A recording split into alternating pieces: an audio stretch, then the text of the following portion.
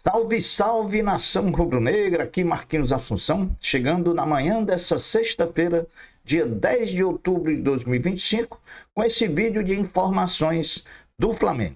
E, como sempre fazemos, começamos o nosso vídeo trazendo o nosso editorial, que nada mais é do que a nossa opinião sobre algum assunto determinante sobre o Flamengo. E hoje nós vamos falar sobre a importância dessa reapresentação do elenco do Flamengo ontem no CT Ninho do Urubu. Até porque não é uma reapresentação qualquer. Ela pode nos levar a encaminhar, chegar a uma final de Libertadores e até encaminhar o próprio título do Campeonato Brasileiro. Por isso, é importante que o espírito de decisão dos jogadores esteja voltado para essa importância do momento, e para isso, nada melhor do que tenhamos todo o elenco à disposição do técnico Felipe Luiz.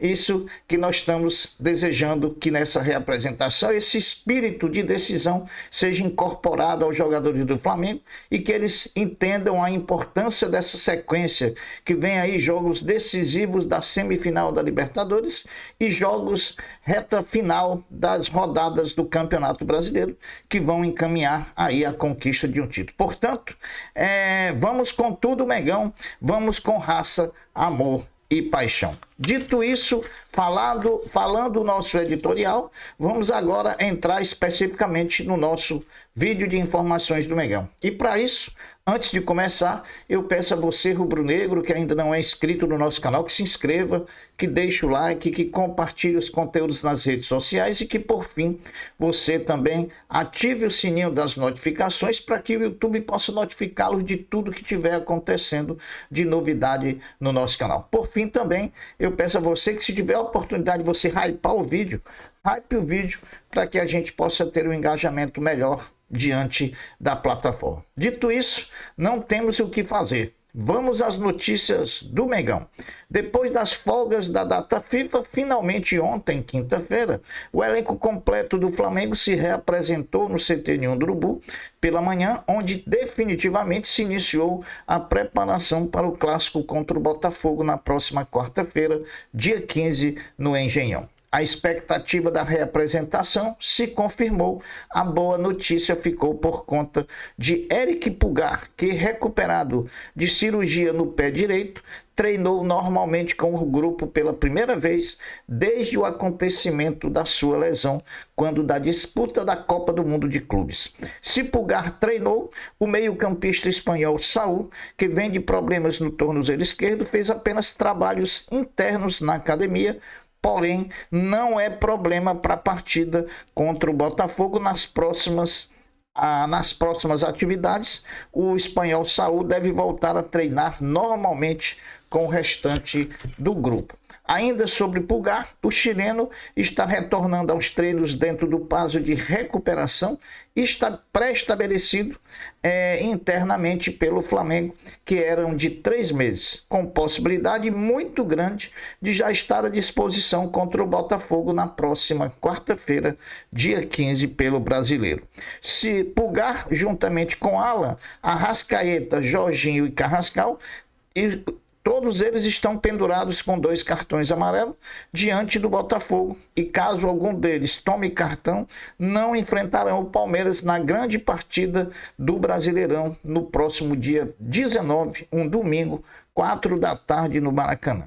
O Flamengo teve 2 confirmações em relação a 2 jogos pela frente no Brasileiro, contra Sport Clube do Recife e São Paulo.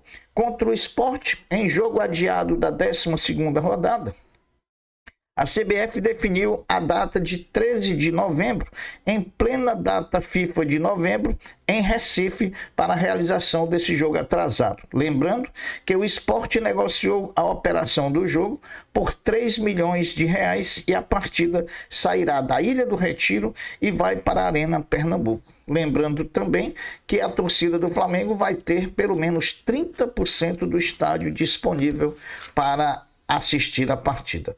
Contra o São Paulo, no dia 5 de novembro, a partida foi transferida do estádio do Morumbi para o estádio da Vila Belmiro, de propriedade do Santos Futebol Clube, que no Morumbi não vai poder acontecer, porque nessa data ele receberá um show artístico. A partida acontece às 21h30 do dia 5 de novembro. Sobre o imbróglio com a Libra, o ex-presidente do Flamengo, Rodolfo Landim, falou pela primeira vez, dessa vez ao jornal O Globo do Rio de Janeiro, sobre a assinatura do clube no contrato da Libra, que gerou muitas polêmicas nos últimos dias. Abre aspas para o Landim. Quando o estatuto foi assinado, não havia nenhuma negociação de direitos iniciada e ainda era esperada a possível transformação daquele grupo numa verdadeira liga com a adesão dos outros clubes. Fecha aspas. Abre aspas novamente para outra fala do Landim. Não é em um estatuto que se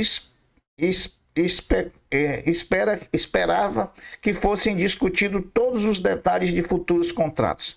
Ali era importante constar princípios básicos, como, por exemplo, o direito de veto a futuras decisões que o Flamengo obteve. O resto viria depois, fecha aspas. Landim, repito, falou ao jornal O Globo pela primeira vez. Fluminense e Sesc Flamengo, finalistas do Campeonato Carioca de Vôlei, fazem a final na próxima segunda-feira, às 19h.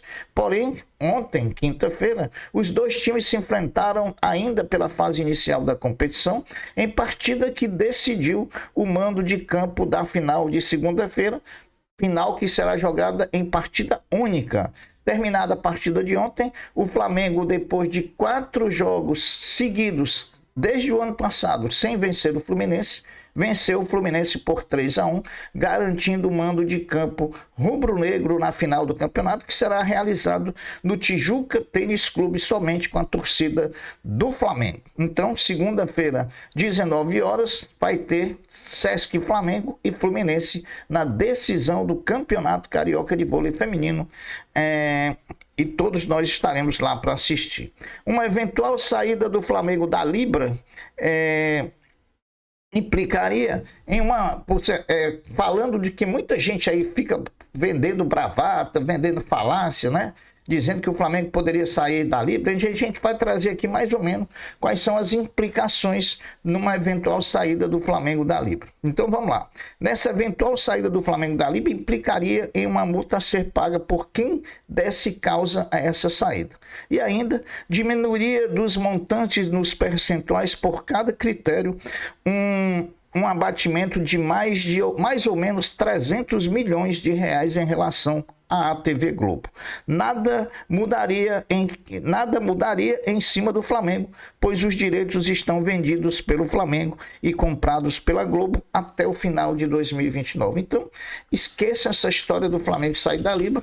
Nem o Flamengo vai dar cabimento a essa saída, nem a própria Libra vai expulsar o Flamengo, porque ela teria que arcar com um ônus muito grande em relação a uma eventual rescisão e expulsão do Flamengo da Libra. Maracanã e Fla-Flu Serviços S.A. anunciam a realização de leilão dos camarotes do Maracanã para a temporada de 2026. Ao todo, serão 49 camarotes divididos em 3 lotes, separados por tamanho e localização. O leilão acontecerá no dia 18 de novembro, às 10h da manhã, e os interessados já podem se inscrever no site estadiomaracanã.com.br/leilão 2026.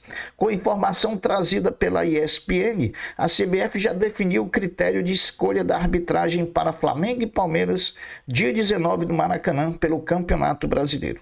A CBF escolherá o árbitro entre os melhores da competição, seguindo as notas de desempenho e avaliações dos últimos 90 dias. Então vamos ver quem é que vai ser esse melhor árbitro aí que vai apitar Flamengo e Palmeiras. Agora, uma curiosidade: somente Flamengo e Mirassol, enquanto se joga a 27ª rodada do Campeonato Brasileiro, continuam invictos quando jogam como os mandantes. Então Flamengo e Mirassol, jogando como mandante nesse Campeonato Brasileiro, ainda não sabem o que é perder. A Procuradoria do STJD denunciou por conta ainda do clássico do clássico último entre São Paulo e Palmeiras, o árbitro Ramon Abate Abel, o VAR Hilbert Estevam da Silva, enquadrados por não observar as regras esportivas. Ela também denunciou Carlos Belmonte e Rui Costa, dirigentes do São Paulo, por xingar a arbitragem, e Vitor Roque, enquadrado por discriminação após postagem na rede social sobre o clássico. E também chamou para depor o diretor de futebol do Flamengo, José Boto, por declarações na zona mista no pós-jogo de Bahia 1, Flamengo 0. O Flamengo integrou 4 jogadores do Sub-20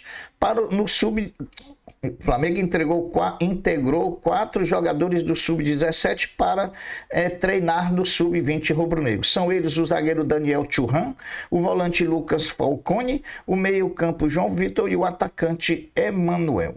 O futebol feminino do Flamengo entrou em campo ontem, quinta-feira pela manhã, no estádio Engenhão, nas disputas do Campeonato Carioca, quando enfrentou o Botafogo e empatou por 1-1, se mantendo assim na segunda colocação do campeonato, com 10 pontos atrás do Fluminense, que é o líder, que tem 12 pontos ganhos. O Racing Clube da Argentina, adversário do Flamengo em uma das semifinais da Libertadores, confirmou que os jogadores Elias Torres, atacante, e Franco Pardo, zagueiro, estão fora dos 2 confrontos diante do Flamengo pela semifinal. O primeiro, Elias Torres, atacante, está fora por lesão ligamentar no seu joelho. E o segundo, por uma lesão muscular de grau 3. Portanto, os 2 fora das 2 partidas da semifinal da Libertadores nos dias 22 e 29 de outubro. Meus amigos, a FIBA Basquete divulgou ontem a tabela da primeira fase da BCLA 25-26, que tem o Flamengo no grupo B, juntamente com o Nacional do Uruguai e o Obras Sanitárias da Argentina. O Flamengo é o atual campeão da competição e a primeira fase de cada grupo são 3 fases, né? Uma na Argentina, uma no Uruguai e uma no Brasil. A primeira fase vai ser disputada no Uruguai e o Flamengo joga no dia 13 de dezembro contra o time da casa, o Nacional. No dia 14, um dia após, enfrenta o Obras da Argentina. Então, o Flamengo vai disputar aí, concorrer a um bicampeonato da BCLA 25-26, que dá acesso ao clube vencedor disputar o Intercontinental de Clubes da FIBA. Meus amigos, está marcada para hoje, sexta-feira, de forma virtual, o depoimento do jogador Bruno Henrique à Conmebol por conta de gestos obscenos do atleta na partida de volta das quartas de final da Libertadores contra o Estudiantes lá na Argentina. Então, vai acontecer hoje de forma virtual. O Bruno Henrique deve fazer o treinamento no Flamengo e lá participar dessa audiência, né, da Conmebol. Eu poderia até arriscar dizer que ele não vai pegar jogos de suspensão, mas pode ter certeza que vai ser aplicada alguma multa de din-din, né, em cima do Bruno Henrique e do Flamengo. Pode ter certeza, porque a Conmebol adora uma multazinha ao Flamengo, né? Dito isso, essas são as notícias do Flamengo dessa sexta-feira, dia 10 de outubro de 2025. Eu vou ficando por aqui, deixando uma até breve, uma até logo, dizendo fiquem todos com Deus, porque eu sempre estou com ele. Saudações rubro-negras. Fui. Tchau.